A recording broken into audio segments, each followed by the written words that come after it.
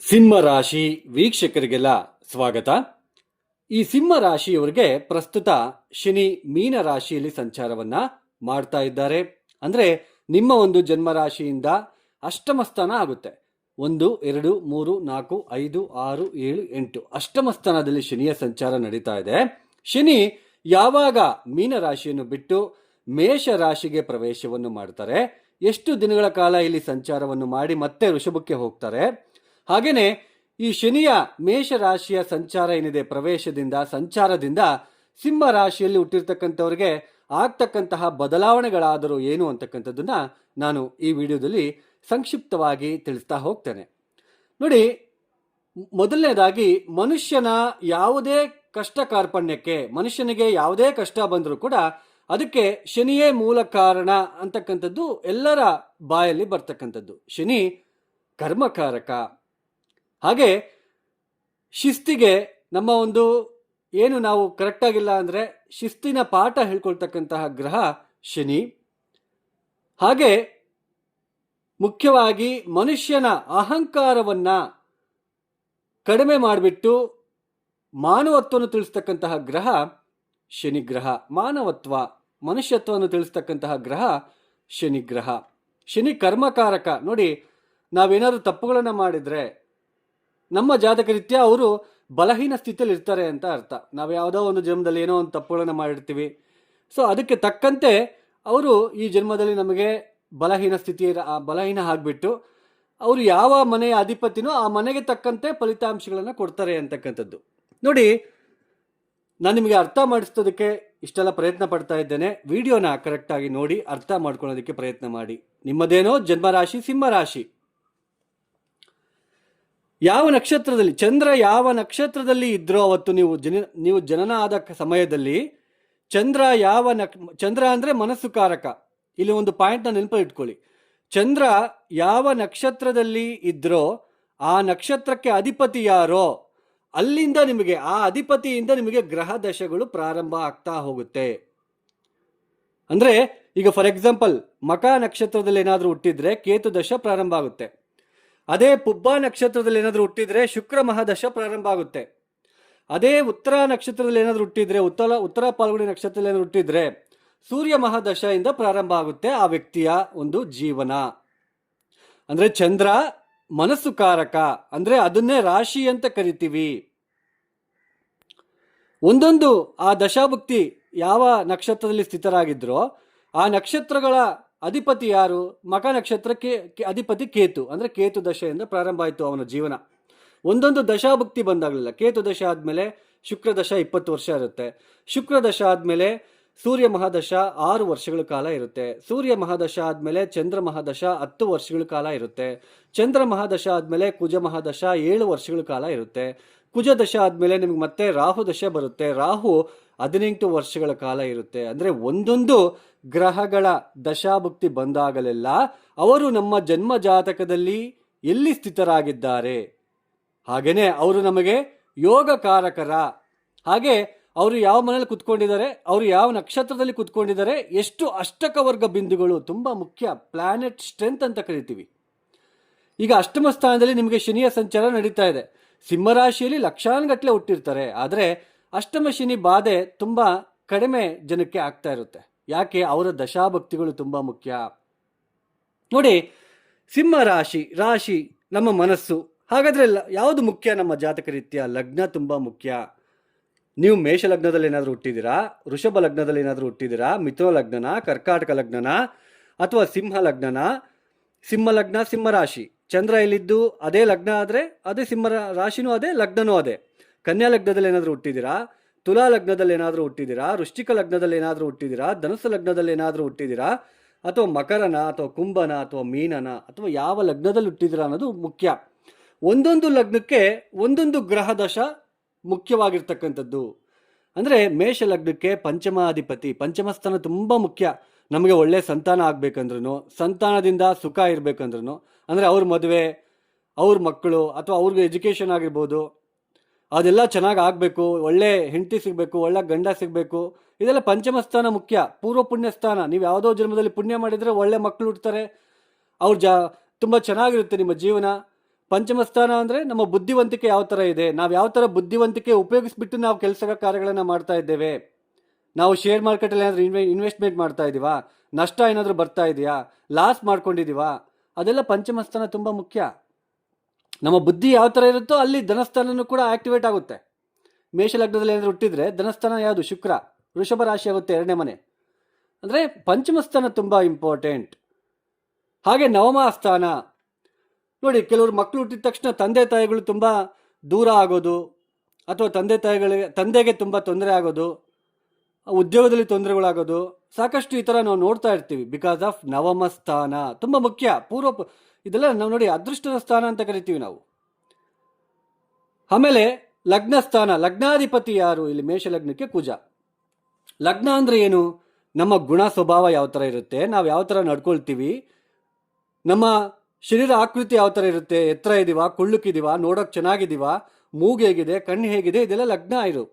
ನಾವು ಯಾವ ಥರ ಇದ್ದೀವಿ, ನಮ್ಮ ಜೀವನದ ಶೈಲಿ ಯಾವ ಥರ ಇರುತ್ತೆ, ಇದೆಲ್ಲ ತುಂಬ ಲಗ್ನ ತುಂಬ ಇಂಪಾರ್ಟೆಂಟು. ಸೊ ಹಾಗೆ ನಾವು ಆರೋಗ್ಯವಂತರಾಗಿ ಜೀವನ ಮಾಡ್ತೀವ, ಇದೆಲ್ಲನೂ ಕೂಡ ಲಗ್ನ ಹೇಳುತ್ತೆ. ಲಗ್ನ ಅಂದರೆ ಮನುಷ್ಯ ಟೋಟಲ್ ಬಾಡಿ ಏನಿದೆ, ಶರೀರ, ಅದು ತುಂಬ ಲಗ್ನ ಅಂತ ನಾವು ಕರಿತೀವಿ. ಆ ಶರೀರದಲ್ಲಿ ಬರ್ತಕ್ಕಂತಹ ಮನಸ್ಸು ಇದೆಯಲ್ಲ, ಅದನ್ನ ರಾಶಿ ಅಂತ ನಾವು ಕರಿತೀವಿ. ಅಂದರೆ ಚಂದ್ರ ಇರ್ತಕ್ಕಂತಹ ನಕ್ಷತ್ರ ಏನಿದೆ, ಅಲ್ಲಿಂದ ನಿಮಗೆ ಗ್ರಹ ದಶೆಗಳು ಸ್ಟಾರ್ಟ್ ಆಗ್ತಾ ಹೋಗುತ್ತೆ. ಮನಸ್ಸು ಒಂದೊಂದು ದಶಾಭಕ್ತಿ ಬಂದಾಗಲೆಲ್ಲ ಮನಸ್ಸು ಶಾಂತತೆ ಕೆಡ್ತಾ ಹೋಗ್ತಾ ಇರುತ್ತೆ. ಬಿಕಾಸ್ ಆಫ್ ದಶಾಭಕ್ತಿಗಳು ಚೆನ್ನಾಗಿಲ್ಲ ಅಂದರೆ, ಸೊ ನಾವು ಅವಾಗ ಲಗ್ನ, ನಮ್ಮ ಶರೀರ ಕುಗ್ಗಿ ಹೋಗುತ್ತೆ, ಮನಸ್ಸು ಕುಗ್ಗಿ ಹೋಗುತ್ತೆ. ಹೌದಾ? ಶನಿ ಮೇಲೆ ಹಾಕೋದೇನಿದೆ ತಪ್ಪು? ನೀವು ಶನಿ ಮೇಲೆ ಏನಕ್ಕೋಸ್ಕರ ತಪ್ಪುಗಳನ್ನು ಹೊರಿಸ್ತಾ ಇದ್ದೀರಾ ಅಂತ ಗೊತ್ತಾಗ್ತಾ ಇಲ್ಲ. ಮೇನ್ ಜಾತಕದಲ್ಲಿರ್ತಕ್ಕಂತಹ ಗ್ರಹಗಳು, ಯಾಕೆಂದರೆ ಯಾವುದೇ ಗ್ರಹನೂ ಕೂಡ ನಮಗೆ ತೊಂದರೆ ಮಾಡಬೇಕು ಅಂತ ಬಯಸೋದಿಲ್ಲ. ನಾವು ಮಾಡಿರ್ತಕ್ಕಂತಹ ಕರ್ಮ ಏನಿದೆ, ಕರ್ಮಾನುಸಾರ. ಈಗ ನೋಡಿ, ವೃಷಭ ಲಗ್ನಕ್ಕೆ ಪಂಚಮಾಧಿಪತಿ ಬುಧ, ಚತುರ್ಥಾಧಿಪತಿ ಸೂರ್ಯ, ನವಮಾಧಿಪತಿ ದಶಮಾಧಿಪತಿ ಶನಿ, ಪ್ರಬಲ ರಾಜಯೋಗಕಾರಕರು ವೃಷಭ ಲಗ್ನದಲ್ಲಿ ಏನಾದರೂ ಹುಟ್ಟಿದ್ರೆ. ಅಂದರೆ ಪಂಚಮಾಧಿಪತಿ ಬುಧ, ಸೂರ್ಯ, ಶನಿ ಪ್ರಬಲ ರಾಜಯೋಗಕಾರಕ ಗ್ರಹಗಳು. ನೋಡಿ, ಬುಧ ಅಂದರೆ ಬುದ್ಧಿಕಾರಕ, ಬುದ್ಧಿವಂತಿಕೆ ತೋರಿಸ್ತಕ್ಕಂಥದ್ದು. ನಮ್ಮ ಒಂದು ಇಂಟೆಲೆಕ್ಚುಯಲ್ ಕ್ರಿಯೇಟಿವ್ ಥಾಟ್ಸ್, ಶೇರ್ ಮಾರ್ಕೆಟಲ್ಲಿ ನಾವು ಇನ್ವೆಸ್ಟ್ಮೆಂಟ್ ಮಾಡಿ ಹಣ ಗಳಿಕೆ ಚೆನ್ನಾಗಿ ಮಾಡ್ತಿದ್ದೀವಿ ಅಂದರೆ ಬುಧ ಕಾರಣ. ಚಾರ್ಟೆಡ್ ಅಕೌಂಟ್ ಆಗಿದ್ದಾರೆ ಒಬ್ಬರು ವ್ಯಕ್ತಿ ಅಂದರೆ ಅದಕ್ಕೆ ಬುಧ ಕಾರಣ. ಸಾಫ್ಟ್ವೇರ್ ಫೀಲ್ಡಲ್ಲಿ ತುಂಬ ಒಳ್ಳೆ ಉನ್ನತವಾದ ಪೊಸಿಷನಲ್ಲಿದ್ದಾರೆ, ಅವರಿಗೆ ಕೆಲಸನೇ ಹೋಗ್ತಿಲ್ಲ ಅನ್ನೋದು ಅಂದರೆ ಬುಧ ಕಾರಣ. ಸೊ ಈ ದ್ವಿತೀಯಾಧಿಪತಿನೂ ಕೂಡ ಅವರೇ ಆಗ್ತಾರೆ, ಬುಧನೇ ಆಗ್ತಾರೆ. ಪಂಚಮ ಸ್ಥಾನದಲ್ಲಿ ಇರೋದ್ರಿಂದ ಬುದ್ಧಿವಂತಿಕೆಯಿಂದ ಹಣವನ್ನು ಸಂಪಾದನೆ ಮಾಡ್ತಾರೆ. ಅದೇ ಬುಧ ಏನಾದರೂ 6ನೇ ಮನೆಯಲ್ಲಿದ್ದರೆ, ಇದು 6ನೇ ಮನೆ, ವೃಷಭ ಲಗ್ನದಲ್ಲಿ ಏನಾದರೂ ಹುಟ್ಟಿ ಸಿಂಹರಾಶಿ ಏನಾದರೂ ಆಗಿದ್ರೆ, ವೃಷಭ ಲಗ್ನದಿಂದ ಎಷ್ಟನೇ ಮನೆ ಇದು ನೋಡ್ಕೊತ ಬನ್ನಿ. 1, 2, 3, 4, 5, 6, 6ನೇ ಮನೆ. ಅಂದರೆ ಓವರ್ ಕಾನ್ಫಿಡೆನ್ಸಿಂದ ಹಣ ನಷ್ಟ ಮಾಡಿಕೊಂಡು ಸಾಲದ ಬಾಧೆ ತಂದ್ಕೊಳ್ತಕ್ಕಂಥದ್ದು. ನೋಡಿ ಎಷ್ಟು ಡಿಫ್ರೆನ್ಸ್ ಇದೆ. ಅದೇ ವೃಷಭ ಲಗ್ನಕ್ಕೆ ಪಂಚಮ ಸ್ಥಾನದಲ್ಲಿ ಓನ್ ಹೌಸಲ್ಲಿ, ಸ್ವಂತ ಮನೆಯಲ್ಲಿ ಉಚ್ಚ ಸ್ಥಾನದಲ್ಲಿ ಬುಧ ಇದ್ದರೆ ತುಂಬ ಬುದ್ಧಿವಂತಿಕೆಯಿಂದ ಹಣ ಮಾಡ್ಕೊಳ್ತಾರೆ, ವೆಲ್ತ್ ಸಂಪಾದನೆ ಮಾಡ್ಕೊಳ್ತಾರೆ. ಅದೇ ಬುಧ ಏನಾದರೂ 6ನೇ ಮನೆ ಕೂತ್ಕೊಂಡ್ರೆ ಅತಿಯಾದ ಬುದ್ಧಿವಂತಿಕೆ ಉಪಯೋಗಿಸಿ ಹಣ ನಷ್ಟ ಮಾಡ್ಕೊಳ್ತಾರೆ, ಸಾಲ ಮಾಡ್ಕೊಳ್ತಾರೆ. ತಮ್ಮ ವಾಕ್ ಚಾತುರ್ಯದಿಂದ, ತಮ್ಮ ಒಂದು ದುರುಸು ಮಾತುಗಳಿಂದ ಶತ್ರುತ್ವ ತಂದುಕೊಳ್ತಾರೆ. ಅದೇ ಮೇಷಲಗ್ನಕ್ಕೆ ತೃತೀಯಾಧಿಪತಿ 6ನೇ ಮನೆ ಅಧಿಪತಿ ಪಾಪಿ ಆಗ್ತಾರೆ ಬುಧ. ಮೇಷಲಗ್ನದಲ್ಲಿ ಏನಾದರೂ ಹುಟ್ಟಿದ್ರೆ ನೀವು, ಚತುರ್ಥ ಸ್ಥಾನದಲ್ಲಿದ್ದರೆ ಮನಸ್ಸಿಗೆ ನೆಮ್ಮದಿನೇ ಇರೋದಿಲ್ಲ. ಅರ್ಥ ಮಾಡ್ಕೊಳ್ಳಿ, ಬುಧ ದಶ. ಈ ಥರ ದಶಾಭಕ್ತಿ ಚೆನ್ನಾಗಿಲ್ಲ ಅಂದಮೇಲೆ ನೀವು ಇಲ್ಲಿ ಅಷ್ಟಮ ಶನಿನೋ 7.5 ಶನಿನೋ ಬಂದರೆ ಶನಿ ಮೇಲೆ ಆಗ್ತಾ ಇದ್ದೀರಾ. That is wrong. ನಿಮಗೆ ಬುಧ ಮಹಾದಶ ನಡೀತಾ ಇದೆ ಜಾತಕ ರೀತ್ಯ. ಬುಧ ಎಲ್ಲಿದ್ದಾನೆ ಅಂತ ನೋಡ್ಕೋಬೇಕು, ಅದಕ್ಕೆ ಎಕ್ಸಾಂಪಲ್ ಕೊಡ್ತಾ ಇರೋದು. ಶನಿಗೆ ಯಾಕೆ ಅಂತ ನಾವು ದೂಷಣೆ ಮಾಡಬೇಕು? ಬುಧ ಅಲ್ವಾ ಮೇನು.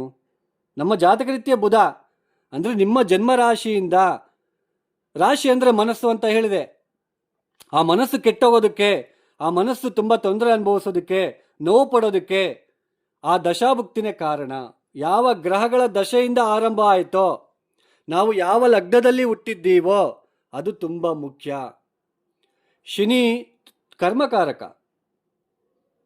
ಅವರು ಕರ್ಮವನ್ನು ರೆಪ್ರೆಸೆಂಟ್ ಮಾಡ್ತಾರೆ. ಬಲಹೀನ ಸ್ಥಿತಿಯಲ್ಲಿದ್ದರೆ ಅವ್ರು ತೊಂದರೆ ಮಾಡೇ ಮಾಡ್ತಾರೆ ಅವ್ರ ದಶಾಭುಕ್ತಿ ಕಾಲದಲ್ಲಿ. ಸೊ ಅರ್ಥ ಮಾಡ್ಕೊಳ್ಳಿ. ಆಮೇಲೆ ಪ್ಲಾನೆಟ್ ಸ್ಟ್ರೆಂತು, ಅಷ್ಟಕವರ್ಗ ಬಿಂದುಗಳು ತುಂಬ ಮುಖ್ಯ. ಈಗ ನಾನು ಇನ್ನೊಂದು ಎಕ್ಸಾಂಪಲ್ ಕೊಡ್ತೀನಿ. ಈಗ ವೃಷಭ ಲಗ್ನದಲ್ಲಿ ಏನಾದರೂ ಹುಟ್ಟಿ ಬುಧ ಇಲ್ಲೇ ಇದ್ದಾರೆ ಅಂತ ಇಟ್ಕೊಂಡು, ಪಂಚಮ ಸ್ಥಾನದಲ್ಲೇ ಬುಧ ಇದ್ದಾರೆ, ಅಷ್ಟಕವರ್ಗ ಬಿಂದುಗಳು ಏನಾದರೂ ಎರಡೆರಡು ಕೊಟ್ಟಿದ್ರೆ ಬಲಹೀನ ಅಂತ ಅರ್ಥ. ಅಂದರೆ ಅಷ್ಟೊಂದು ಕ್ರಿಯೇಟಿವಿಟಿ ಇರೋದಿಲ್ಲ, ಕ್ರಿಯೇಟಿವಿಟಿ ಥಾಟ್ಸ್ ಇರೋದಿಲ್ಲ, ಇದ್ರೂ ಕೂಡ ಅದನ್ನು ಉಪಯೋಗಿಸ್ಕೊಳೋದಿಲ್ಲ ಇವರು ಅಂತ ಅರ್ಥ. ಅಂದರೆ ಬುಧ ಸ್ಟ್ರಾಂಗ್ ಇಲ್ಲ ನೋಡಿ. ಅದೇ ಅಷ್ಟಕವರ್ಗ ಬಿಂದುಗಳು 5, 4, 6 ಏನಾದರೂ ಕೊಟ್ಟಿದ್ರೆ ತುಂಬ ಸ್ಟ್ರಾಂಗ್ ಇದ್ದಾರೆ ಬುಧ. 17 ವರ್ಷಗಳ ದಶಾಭುಕ್ತಿಯಲ್ಲಿ ತುಂಬ ಯೋಗ ಕೊಡ್ತಾರೆ, ಒಳ್ಳೆಯ ಹಣ ಸಂಪಾದನೆ ಕೊಡ್ತಾರೆ ಅಂತ ಅರ್ಥ.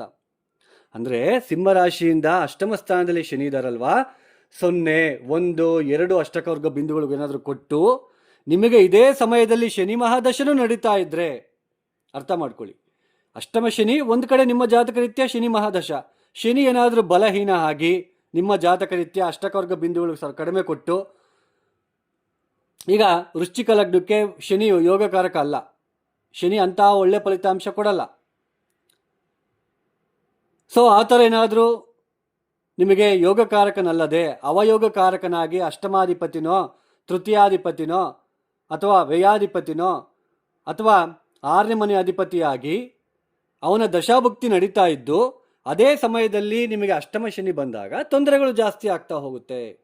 ಅಷ್ಟಮ ಶನಿ ಇರೋರಿಗೆಲ್ಲರಿಗೂ ತೊಂದರೆ ಆಗಲ್ಲ, ಇದನ್ನು ಅರ್ಥ ಮಾಡ್ಕೊಳ್ಳಿ. ಅರ್ಥ ಮಾಡ್ಕೊಳ್ಳೋದಕ್ಕೆ ಪ್ರಯತ್ನ ಮಾಡಿ. ಒಂದೊಂದು ಲಗ್ನಕ್ಕೆ ಒಂದೊಂದು ಗ್ರಹಗಳ ದಶಾಭುಕ್ತಿಗಳು ತುಂಬ ಮುಖ್ಯ. ಆ ಗ್ರಹಗಳು ಎಲ್ಲಿದ್ದಾರೆ, ಅವರು ಎಷ್ಟು ನಮಗೆ ಫಲಿತಾಂಶ ಕೊಡೋದಕ್ಕೆ ಸಾಮರ್ಥ್ಯವನ್ನು ಹೊಂದಿದ್ದಾರೆ, ಅಷ್ಟಕವರ್ಗ ಬಿಂದುಗಳು ತುಂಬ ಮುಖ್ಯ, ಅರ್ಥ ಮಾಡ್ಕೊಳ್ಳಿ. ಹಾಗೆ ಶನಿ ಮೀನರಾಶಿಯನ್ನು ಬಿಟ್ಟು ಮೇಷರಾಶಿಗೆ 2027 ಜೂನ್ 3ನೇ ತಾರೀಕು ಇಲ್ಲಿಗೆ ಬರ್ತಾರೆ. ಇಲ್ಲಿ 2029 ಆಗಸ್ಟ್ 13ನೇ ತಾರೀಕಿನ ತನಕ ಮೇಷರಾಶಿಯಲ್ಲಿ ಇರ್ತಾರೆ. ಅಂದರೆ ನವಮ ಸ್ಥಾನ ನೋಡಿ. ಪ್ರತಿ ಕೆಲಸದಲ್ಲೂ ಅಡಚಣೆ. ಇಲ್ಲಿ ಅಷ್ಟಮ ಸ್ಥಾನದಲ್ಲಿದ್ದಾಗ ಆರ್ಥಿಕ ವಿಚಾರದಲ್ಲಿ ತೊಂದರೆಗಳು, ಪ್ರತಿ ಕೆಲಸದಲ್ಲೂ, ಅದರಲ್ಲೂ ಉದ್ಯೋಗ ರೀತಿಯ ತೊಂದರೆಗಳು, ಸ್ಟ್ರೆಸ್ ಅನುಭವಿಸ್ತಕ್ಕಂಥದ್ದು, ಉದ್ಯೋಗ ಕಳ್ಕೊಳ್ತಕ್ಕಂಥದ್ದು ಅಷ್ಟಮ ಸ್ಥಾನದಲ್ಲಿದ್ದಾಗ. ಆಮೇಲೆ ನಮ್ಮ ಒಂದು ರೆಕಾಗ್ನೈಸೇಷನ್ ತುಂಬ ಮುಖ್ಯ, ರೆಕಾಗ್ನೈಸೇಷನ್ ಕಳ್ಕೊಳ್ತಕ್ಕಂಥದ್ದು, ನಮಗೆ ಕೆಟ್ಟ ಹೆಸರು ತಂದ್ಕೊಳ್ತಕ್ಕಂಥದ್ದು, ಆ ಥರ ಕೆಲಸಗಳನ್ನು ಮಾಡ್ಕೊಳ್ತಕ್ಕಂಥದ್ದು ಇದೆಲ್ಲ ನಡೆಯುತ್ತೆ ಅಷ್ಟಮ ಶನಿ ಇದ್ದಾಗ. ಅಂದರೆ ನಮ್ಮ ಜಾತಕ ರೀತ್ಯ ಯಾವ ದಶ ನಡೀತಾ ಇದೆ ತುಂಬ ಮುಖ್ಯ. ಬರೀ ಅಷ್ಟಮ ಶನಿನೇ ನೋಡ್ಕೋಬೇಡಿ. ಶನಿ ಒಬ್ಬನೇ ಅಲ್ಲ ಎಲ್ಲರಿಗೂ ತೊಂದರೆ ಮಾಡೋದು. ಶನಿ ಕೊಟ್ಟಷ್ಟು ಯಾರೂ ಕೊಡೋದಿಲ್ಲ, ಇದನ್ನು ಅರ್ಥ ಮಾಡ್ಕೊಳ್ಳಿ. ಶನಿ ತುಂಬ ಒಳ್ಳೆಯ ಗ್ರಹ. ಶನಿ ಅಂದರೆ ಕೆಟ್ಟದ್ದು, ಗುರುಗ್ರಹ ಅಂದರೆ ತುಂಬ ಒಳ್ಳೆಯವರು ಅಂತ ಅಂದ್ಕೊಂಡಿರ್ತಕ್ಕಂಥವ್ರಿಗೆ ಇಲ್ಲೊಂದು ಮಾತು ಹೇಳ್ತೀನಿ. ಶನಿನ ಬೇಕಾದರೆ ಈಸಿಯಾಗಿ ನಾವು ಹೊಲಿಸ್ಕೋಬಹುದು, ಆದರೆ ಗುರುಗ್ರಹವನ್ನು ಹೊಲಿಸ್ಕೊಳೋದಕ್ಕಾಗಲ್ಲ, ಇದನ್ನು ಅರ್ಥ ಮಾಡ್ಕೊಳ್ಳಿ. ಶನಿ ಅಂದರೆ ಲೇಬರು, ಕಾರ್ಮಿಕ, ಕಬ್ಬಿಣದ ವಸ್ತುಗಳು. ಸೊ ಈ ಕೈಕಾಲಿಲ್ಲದೆ ಅಂಗಹೀನರಾಗಿರ್ತಕ್ಕಂಥವ್ರು, ಅವ್ರಿಗೆಲ್ಲರಿಗೂ ನಾವು ರೆಸ್ಪೆಕ್ಟ್ ಕೊಟ್ಟು ಅವ್ರನ್ನ ಚೆನ್ನಾಗಿ ನೋಡ್ಕೊಳ್ತಾ ಇದ್ರೆ ಜೀವನ ಪರ್ಯಂತ ಶನಿ ತುಂಬ ನಮ್ಮನ್ನು ಎತ್ತರಕ್ಕೆ ಕರ್ಕೊಂಡೋಗಿ ನಿಲ್ಲಿಸ್ತಾನೆ. ಅರ್ಥ ಮಾಡ್ಕೊಳ್ಳಿ. ಶನಿ ಇಲ್ಲಿ ಬರ್ತಾ ಇದ್ದಾನೆ. 0, 1, 2 ಏನಾದರೂ ಅಷ್ಟಕವರ್ಗ ಬಿಂದುಗಳು ಕೊಟ್ಟು ನಿಮಗೆ ಶನಿ ಮಹಾದಶ ಏನಾದರೂ ನಡೀತಾ ಇದ್ರೆ ಆವಾಗ ನಮಗೆ ನವಮ ಸ್ಥಾನದಲ್ಲಿ ಶನಿ ಫಲಿತಾಂಶಗಳು ಜಾಸ್ತಿ ಬರುತ್ತೆ ರಾಶಿಯಿಂದ. ಆವಾಗ ಮನಸ್ಸು ಕೆಡುತ್ತೆ. ಯಾಕೆಂದರೆ ಪ್ರಯತ್ನಗಳು ಹಾಳು, ತಂದೆಯ ಆರೋಗ್ಯದಲ್ಲಿ ವ್ಯತ್ಯಾಸಗಳು, ಹಾಗೆ ಬರ್ತಕ್ಕಂತಹ ಲಾಭಕ್ಕೆ ಕಡಿಮೆ, ತುಂಬ ಎಫರ್ಟ್ ಹಾಕಬೇಕು, ಪ್ರಯಾಣಗಳನ್ನು ಜಾಸ್ತಿ ಮಾಡಬೇಕಾಗುತ್ತೆ. ಅಂದರೆ ಜಾಸ್ತಿ ನಾವು ತಿರುಗಬೇಕು, ಅಲ್ಲಿ ಇಲ್ಲಿ ಹೋಗಬೇಕು, ಕೆಲಸದ ನಿಮಿತ್ತ, ಆ ಕೆಲಸ ಈ ಕೆಲಸ, ವ್ಯಾಪಾರದಲ್ಲಿ ಅಭಿವೃದ್ಧಿ ಇಲ್ಲದೆ ಇರತಕ್ಕಂಥದ್ದು, ವಿದ್ಯಾರ್ಥಿಗಳು ಸ್ವಲ್ಪ ಓದಿನಲ್ಲಿ ಹಿಂದೆ ಬೀಳ್ತಕ್ಕಂಥದ್ದು, ಪಿತ್ರಾರ್ಜಿತ ಆಸ್ತಿ ವಿಚಾರದಲ್ಲಿ ವಾದ ವಿವಾದಗಳನ್ನು ನೋಡಬೇಕಾಗಿರೋ ಪರಿಸ್ಥಿತಿಗಳು ಎದುರಾಗ್ತಕ್ಕಂಥದ್ದು ಇಲ್ಲಿ ನಿಮಗೆ ಕಾಣ್ತಾ ಹೋಗುತ್ತೆ. ಸೋದರರ ಜೊತೆ ಭಿನ್ನಾಭಿಪ್ರಾಯಗಳು ಬರ್ತಾ ಹೋಗುತ್ತೆ ನವಮ ಸ್ಥಾನದಲ್ಲಿ. ಅದೇ ಇಲ್ಲಿ ಶನಿ ಏನಾದರೂ 3, 4, 5 ಏನಾದರೂ ಅಷ್ಟಕವರ್ಗ ಬಿಂದುಗಳು ಏನಾದರೂ ಕೊಟ್ಟಿದ್ರೆ ಶನಿಯಿಂದ ಅಷ್ಟೊಂದು ಬಾಧೆ ಇರೋದಿಲ್ಲ, ಶನಿಯಿಂದ ಅಷ್ಟೊಂದು ನಿಮಗೆ ತೊಂದರೆಗಳೇನೂ ಆಗೋದಿಲ್ಲ. ಅರ್ಥ ಮಾಡ್ಕೊಳ್ಳಿ. ಶನಿ ಕರ್ಮಕಾರಕ. ನಮಗೆ ತೊಂದರೆ ಮಾಡೋಕ್ಕೆ ಬಂದಾಗ ನಾವು ಶನಿದು ಆಲ್ಮೋಸ್ಟ್ ಶನಿ ಬಗ್ಗೆ ಬಿಟ್ಬಿಡಬೇಕು. ಶನಿ ಕರ್ಮಕಾರಕ ಆಗಿರೋದ್ರಿಂದ ಆ ಕರ್ಮವನ್ನು ಯಾರು ಕಡಿಮೆ ಮಾಡ್ತಾರೆ? ಕಾಲಭೈರವ ಗಾಯತ್ರಿ ಮಂತ್ರ, ಓಂ ನಮಃ ಶಿವಾಯ. ನಾವು ಪರಿಹಾರ ಕೂಡ ತುಂಬ ಲಾಜಿಕ್ಕಾಗಿ ನಾವು ನೋಡ್ಕೊಳ್ತಾ ಹೋಗಬೇಕಾಗುತ್ತೆ. ಸುಮ್ಮನೆ ಹೆಂಗೆ ಬೇಕೋ ಹಂಗೆ ಪರಿಹಾರಗಳು. ಶನಿ ಅಂತ ಹೇಳಿದ ತಕ್ಷಣ ಶನಿ ತೊಂದರೆ ಕೊಡ್ತಾ ಇದ್ದಾನೆ, 7.5 ಶನಿ, ಅಷ್ಟಮ ಶನಿ ಅಂತ ಹೇಳಿದ ತಕ್ಷಣ ಶನಿ ದೇವಸ್ಥಾನಕ್ಕೆ ಹೋಗೋದು, ಎಳ್ಳು ಬತ್ತಿ ಹಚ್ಚೋದು, ಕಪ್ಪು ಬಟ್ಟೆ ಹಾಕ್ಕೊಳ್ಳಿ ಅಂತ ಹೇಳ್ತಾರೆ, ಅಥವಾ ಉಂಗುರ ನೀಲಮಣಿ ಹಾಕ್ಕೊಳ್ಳಿ ಅಂತ ಹೇಳ್ತಾರೆ ಅಂತ ಹಾಕ್ಕೊಂಡಿರ್ತಕ್ಕಂಥದ್ದು ತುಂಬ ಜನ ನನಗೆ ಹೇಳಿರ್ತಕ್ಕಂಥದ್ದು. ನಾನು ಅದಕ್ಕೆ ಶನಿ ತೊಂದರೆ ಕೊಡಕ್ಕೆ ಬಂದಾಗ ಶನಿಯ ಒಂದು ಕರ್ಮವನ್ನು ಯಾರು ಕಡಿಮೆ ಮಾಡ್ತಾರೋ, ಕಾಲಭೈರವ ಶಿವ, ತ್ರಯೋದಶಿ ತಿಥಿ ಅಂತ ನಿಮಗೆ ಗೊತ್ತಿರುತ್ತೆ. ಪ್ರತಿ ತಿಂಗಳು ತ್ರಯೋದಶಿಯಲ್ಲಿ ಶಿವನಿಗೆ ಎಳ್ಳೆಣ್ಣೆ ಅಭಿಷೇಕ ಮಾಡಿಸ್ಬೇಕು, ಅಥವಾ ಕಾಲಭೈರವನಿಗೆ ಎಳ್ಳೆಣ್ಣೆ ಅಭಿಷೇಕ ಮಾಡಿಸ್ತಕ್ಕಂಥದ್ದು. ಪ್ರತಿನಿತ್ಯ ಎಳ್ಳು ಬತ್ತಿಯನ್ನು ಸಾಯಂಕಾಲ ಪ್ರದೋಷ ಕಾಲದಲ್ಲಿ ಶಿವನ ದೇವಸ್ಥಾನದಲ್ಲಿ ಹಚ್ಚಿ ಬರ್ತಕ್ಕಂಥದ್ದು ಮಾಡ್ತಾ ಇರಬೇಕು. ಒಂದು 108 ದಿನ ಮಾಡಬೇಕು ಋತು ಟೈಪು. ಓಂ ನಮ ಶಿವಾಯ 1080 ಸಲ, ಬೆಳಗ್ಗೆ 1080 ಸಲ, ಸಾಯಂಕಾಲ 1080 ಸಲ ಹೇಳ್ಕೊಳ್ತಕ್ಕಂಥದ್ದು. ಇದರಿಂದ ಶನಿಯ ಕರ್ಮದ ಒಂದು ತೀವ್ರತೆ ಕಡಿಮೆ ಆಗ್ತಾ ಹೋಗುತ್ತೆ. ಸೊ ಅರ್ಥ ಮಾಡ್ಕೊಳ್ಳಿ, ನಾವು ಪರಿಹಾರಗಳನ್ನು ಯಾವ ಥರ ಮಾಡ್ಕೋಬೇಕು, ಶನಿ ಎಷ್ಟರ ಮಟ್ಟಿಗೆ ನಮಗೆ ಉಪಯುಕ್ತಕರವಾಗಿದ್ದಾರಾ, ನಮ್ಮ ಜಾತಕ ರೀತ್ಯ ಕರ್ಮ ಜಾಸ್ತಿ ಇದೆಯಾ, ಆ ಕರ್ಮದಿಂದ ತಪ್ಪಿಸ್ಕೊಳ್ಳೋದಕ್ಕೆ ಬೇರೆ ಅವರು ಯಾರನ್ನ ಇದು ಮಾಡ್ತಾರೋ ಅಲ್ಲಿ ಹೋಗ್ಬೇಕು. ನಾವು ಶತ್ರುಗಳನ್ನ ನಾವು ನೆನೆಸ್ತೀವ, ಇಲ್ಲ ತಾನೇ? ಶತ್ರುಗಳು ನಮ್ಗೆ ಯಾರೊಬ್ಬರು ತೊಂದರೆ ಮಾಡಲಿಕ್ಕೆ ಅಂತ ಬರ್ತಾ ಇದ್ದಾರೆ, ನಾವು ಅವ್ರ ಹತ್ರನೇ ಹೋಗ್ತೀವಾ, ಅಥವಾ ಅವ್ರು ಯಾರ ಮಾತನ್ನ ಕೇಳಿದ್ರೆ ಅವ್ರ ಹತ್ರ ಹೇಳಿಸ್ತೀರಾ? ಯೋಚನೆ ಮಾಡಿ. ಸೊ ಅರ್ಥ ಮಾಡ್ಕೊಳ್ಳಿ. ಸೊ ಸಿಂಹರಾಶಿಯಲ್ಲಿ ಹುಟ್ಟಿರ್ತಕ್ಕಂಥವ್ರಿಗೆ ನವಮ ಶನಿನೂ ಕೂಡ ಅಷ್ಟೊಂದು ಉಪಯುಕ್ತಕರವಾಗಿರೋದಿಲ್ಲ. ಬಟ್ ಅಷ್ಟಕರ್ಗ ಬಿಂದುಗಳು, ಪ್ಲಾನೆಟರಿ ಸ್ಟ್ರೆಂತ್ ನೋಡ್ಕೋಬೇಕು, ದಶಾಭುಕ್ತಿಗಳು ನೋಡಿಕೊಂಡ್ರೆ ತುಂಬ ಹೆಲ್ಪ್ ಆಗುತ್ತೆ. ಅರ್ಥ ಮಾಡ್ಕೊಳ್ಳಿ. ಯಾರೆಲ್ಲ ಈ ವಿಡಿಯೋನ ನೋಡ್ತಾ ಇದ್ದೀರಾ, ನಿಮಗೆ ಇಷ್ಟ ಆಗಿದ್ರೆ ಮಾತ್ರ ಲೈಕ್ ಮಾಡಿ, ಶೇರ್ ಮಾಡಿ, ಸಬ್ಸ್ಕ್ರೈಬ್ ಮಾಡ್ಕೊಳ್ಳಿ. ಹಾಗೂ ಯಾರಿಗಾದರೂ ಆಸ್ಟ್ರಾಲಜಿ ಕನ್ಸಲ್ಟೇಷನ್ ಬೇಕು ಅಂತಂದರೆ ಡಿಸ್ಪ್ಲೇ ಆಗ್ತಿರೋ ನಂಬರ್ಗೆ ನೇರವಾಗಿ ಕರೆಯನ್ನು ಮಾಡಿ ಸಮಸ್ಯೆಗಳನ್ನು ಹೇಳ್ಕೋಬಾರ್ದು, ನಾನೇ ನಿಮಗೆ ಎಕ್ಸ್ಪ್ಲೇನ್ ಮಾಡ್ತೀನಿ. ಸರ್ವೇ ಜನೋ ಸುಖಿನೋ ಭವಂತು. ಧನ್ಯವಾದಗಳು. ಜೈ ಶ್ರೀರಾಮ್.